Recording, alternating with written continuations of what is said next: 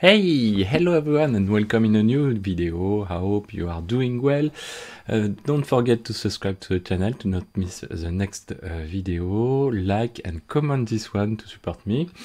Today I'd like to show you how to manage or what is context or how to manage context into your Kubernetes cluster, but also into your Kubernetes client or your kubectl, for example. So it's really important to know how to manage multiple cluster, how to handle multiple cluster with your kubeconfig file.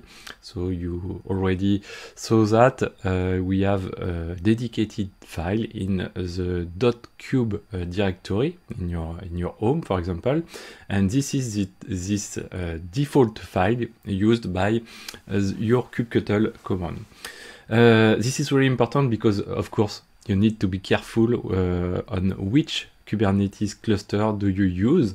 For example, this is not the same thing if you use the development tools or environment, or if you use the production cluster. So a big part of this thing, of course, is on the client side, and this is also really important to know how the authorization work to connect to the cluster. We already saw that in previous video with how to connect with to the API server. So we can continue with this video. So let's go. Before to begin on how to create a context, so some command line really interesting to know. The first one is so this is of course our cluster. So this is the kubectl, or now we have some aliases. We can use the k command, and this is the k of our kubectl version.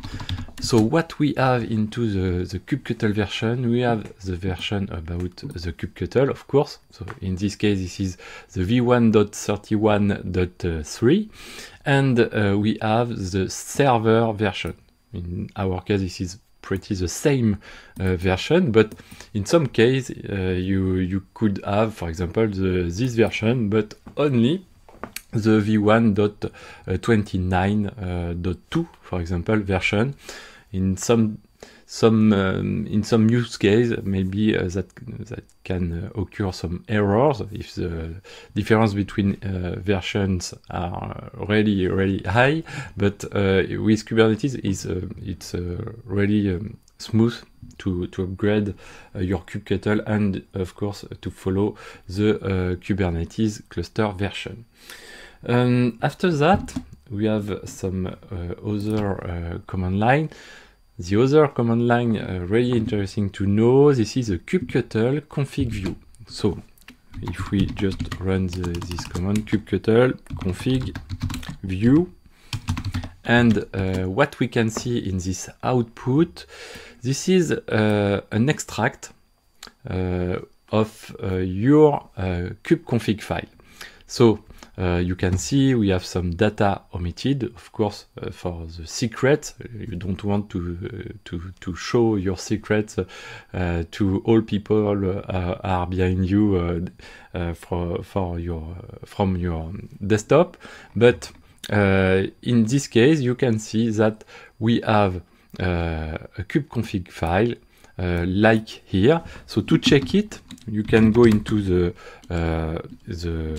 .kube directory in your home, and the config file.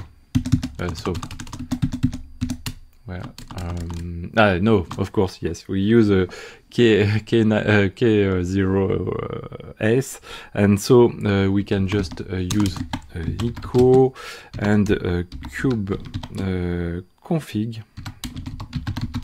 Kube config, like echo kube config.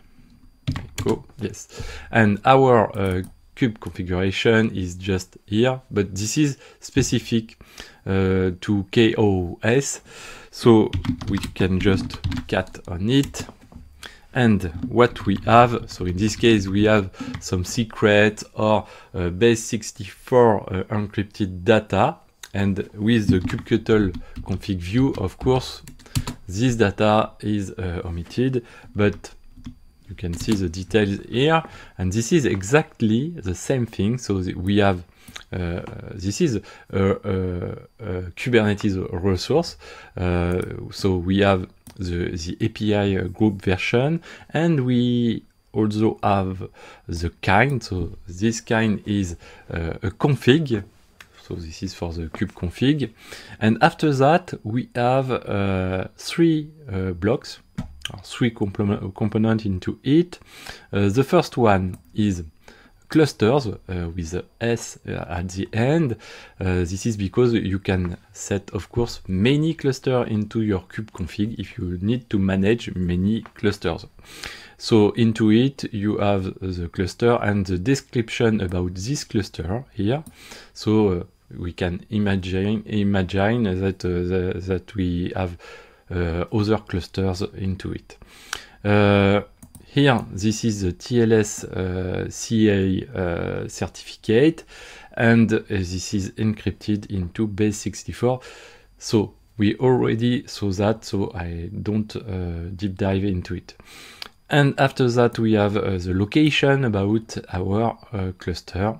So here with the server clause. And we have the name of our cluster. In this case, with the K0S, this is local. And that's it for the cluster side. After that, what we have just before, we have some users, and you can see here it's a list of users. So the first user here is named user. This is not a joke, it's the same thing, and this user is described here. And what we have into this user block, we have the authentication side. So in this case, we need to be authenticated by the client by certificate. So we have the client certificate data and the client key data. So we already saw that in the previous video, and you use it with curl to well understand this part. And of course, this is encrypted, encoded in base64 also. After that, we need to match the cluster part here. So we have the local cluster with our user, so the user named user. And to do that, we use a context. So this is really, really important to understand that. Context allows you to link a cluster with a user. So this is what we have into context. So this is a list again, and in this list we have only one context in our list, and in this list the name of this context is just default. Remember the previous video, we saw that in the kube PS1 prompt we saw default. So the default output just come from this line. And into this context named default, we join and we want to use the cluster local. So this is this one, and the user here with its own authentication to connect to this cluster. Of course, we can't use another user with another authentication because always the one user match with one cluster in your kube config. So, and by default, you can see here we have a current context, and the current context, in our case, of course, we have only one context, is set to default, to use the default cluster. So that's it for that. But how to check how to list with the kubectl command line, how to list which context do we have, because after that, of course, we need to switch context to pass from development part to production or to pre-production cluster. And to do that, just before, we need to check our list of context. So you can run kubectl config get context. That's it. And into it, you can see here, we have a context named default. And this context named default match with a cluster named local and a user for auth info as user. And you can see, but here we only have one context. But by default, you can see here with the star here, you can see where is your current context. And to check the current context with the command line, you can see it like here. But to check it with the command line, you can use kubectl config and current. So this is the same thing like the previous lines, but only switch get to current context. So if you just run current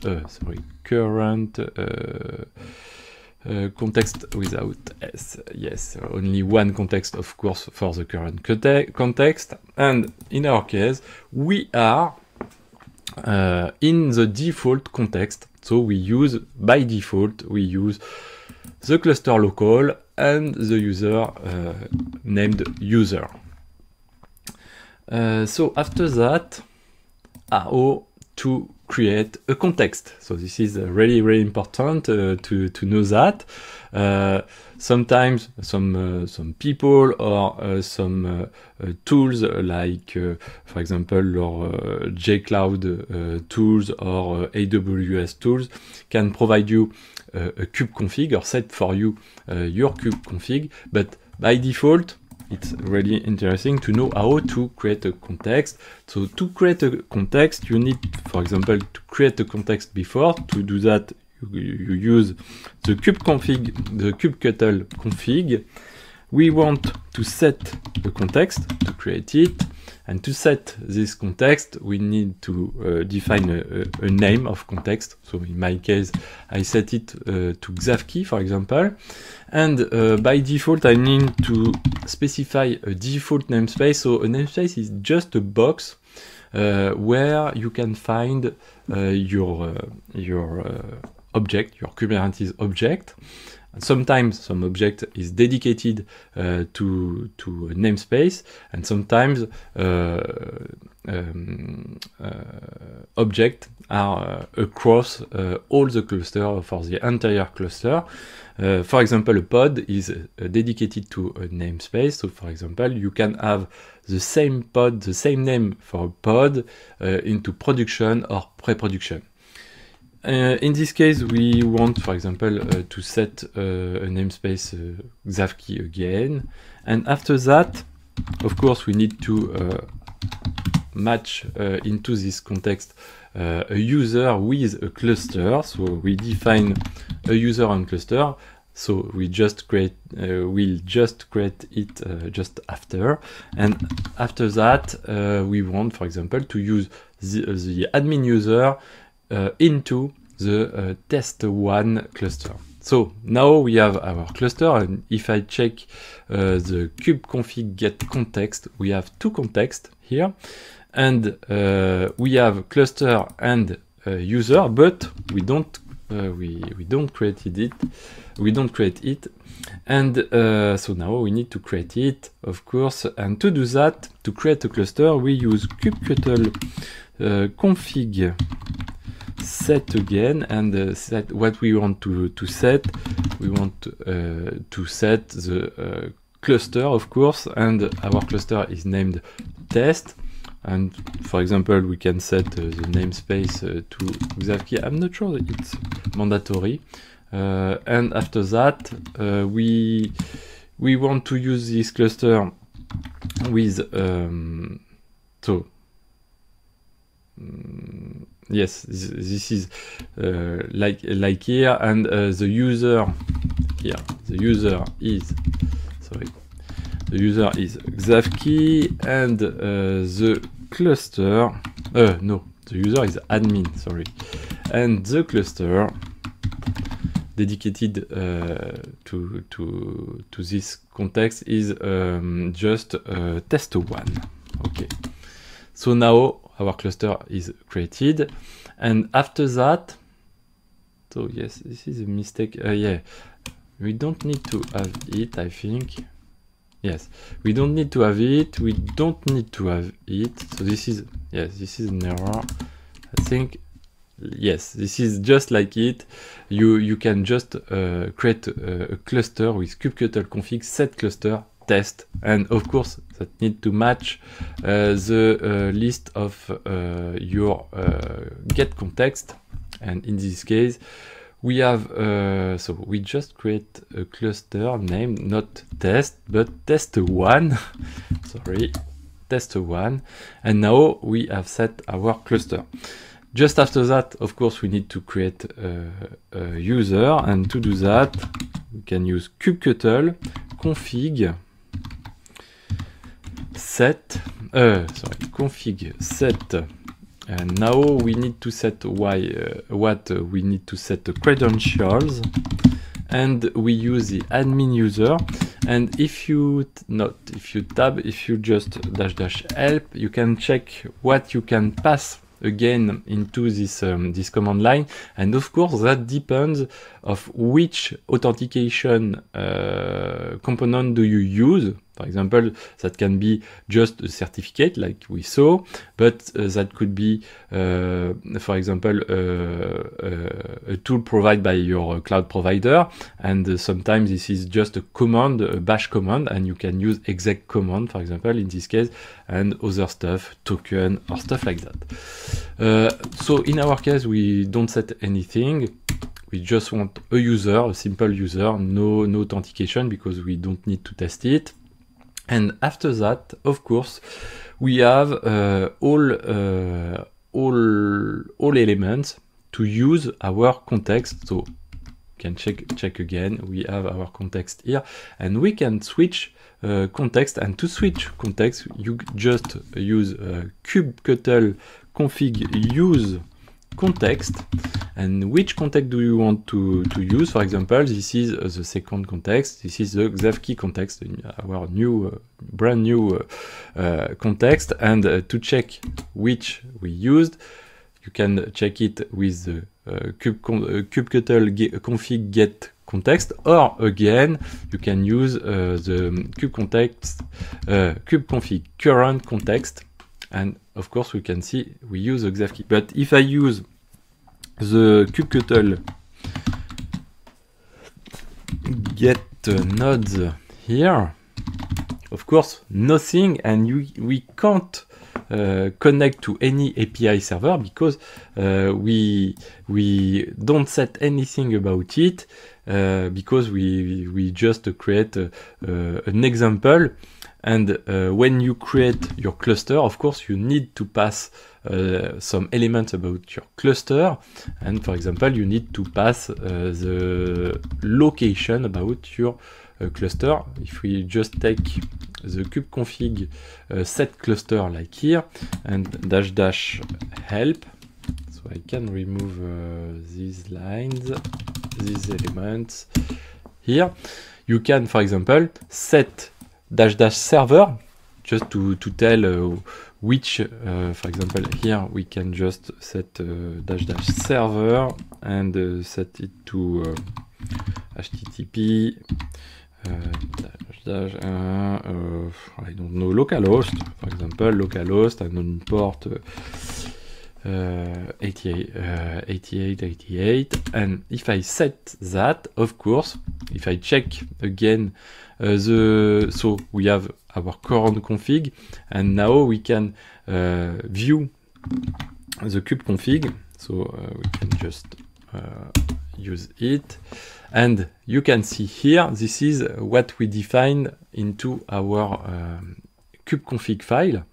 So we, in the previous configuration, we already had a local cluster, and now we have the test cluster, and this is an error, of course. I created a test1 cluster, but this is a test cluster, and I set the location about the API server to localhost and 8888 port. And after that, of course, if we just have a look on the user part, we have just the admin user that we just created. And after that, of course, we need to set the context, and we have our context here, the context named Xavkey. And in this context named Xavkey, we match the cluster test1. So this is this one.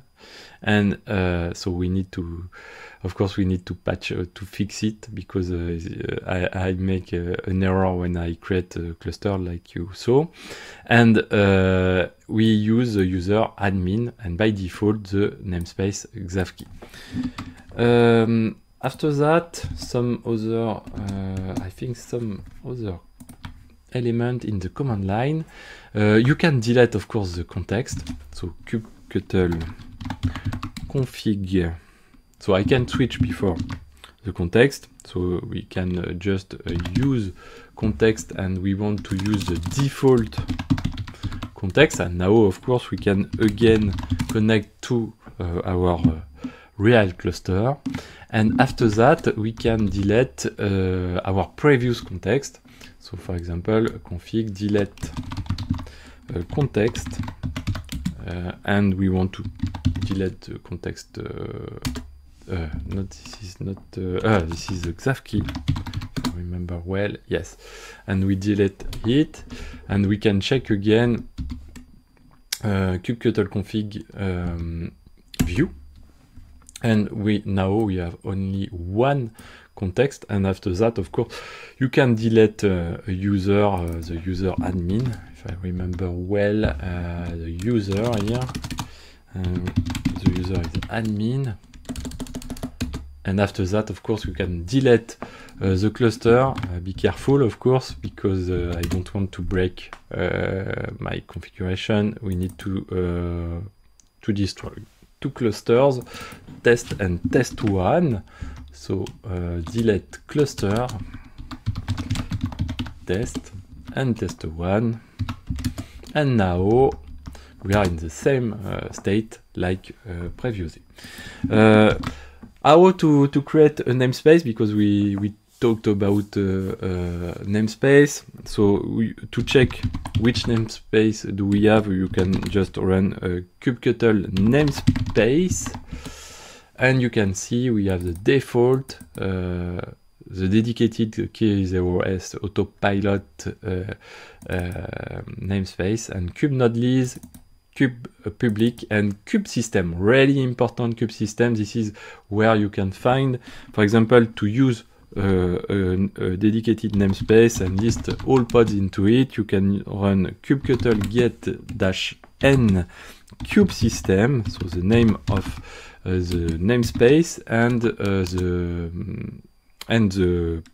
the resource do you want to see, for example, pod or pods or PO for the alias. It works again, and you can see that we have four pods already in our cluster and in the kubesystem namespace.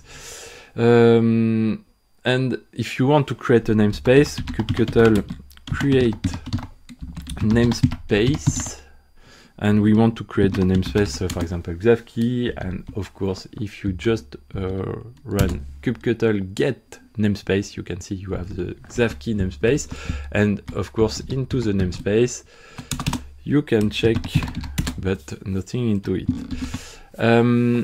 After that, so you can check which resources are namespaced, so dedicated to namespace.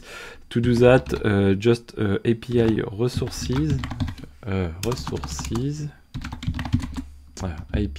resources, like here, yes, of course. And after that, you can see all and the entire object that you can use into your cluster, and you can see here you can see which resource or resources are or can be used in namespace. Some resources are dedicated to a namespace and other not. For example, pod. So you can take pod. Pod is namespaced. That means, for example, if I create I can create Xavkey2 namespace, for example, and I can, for example, kubectl run that the kubectl run create a pod, and I want to create a pod, for example, p1 with an image, for example. So basically, we can use Nginx, Nginx here, and if I kubectl get a pod into the namespace, no, I am in the default namespace, so I need to create, for example, the p1 into the namespace name Xavkey, like here, and if I get kubectl get -n Xavkey to list all pods into the Xavkey namespace, I have the p1. Now if I check into the p2, nothing, in the Xavkey2 nothing, and I can create in the Xavkey2 the same pod, the same name of pod, p1, so Xavkey here, and now you can see again with the kubectl no, already created, no, in the Xavkey, yes, and in the Xavkey2, yes again, and you can, for example, list on all namespace all pods, and to do that you can use -- all namespaces, but you have an alias. Remember to use alias, it's better, --upper A, and you can see that we have Xavkey1 and Xavkey2 namespace, and into it we have the pod named p1, but this is not the same pod, but just the same name of this object, and the same thing, of course, in the default namespace. What you can use again, you can use the kubectl get whole to list all things into the current namespace, and whole --upper A to list all things on all namespace. So this is very, very useful. For example, here is just the list of the pods, and here this is the list about service. You can see here service, and if you want to use this resource directly, you can use it like here, kubectl, for example, describe. So we want to describe a pod, but in this case with the slash here, you can use directly pod /p1 and not to use pod before, because we already defined the kind of this object with the pod /p1. So if you run it like here, it works again. And if you want to just list some stuff, you can, for example, kubectl get PO for pod and SVC for service, and like here you list just pod and services. Yes, and you can use another command, kubectl get component statuses, and this is useful when you want to check the status about the main and the core components about your Kubernetes cluster. So this is really interesting to have it. So remember it. That's it for today. Thank you for following this video. Don't hesitate to subscribe to the channel to not miss the next video. This is really important, and like this one and comment it to support me. So see you in the next one. Bye bye.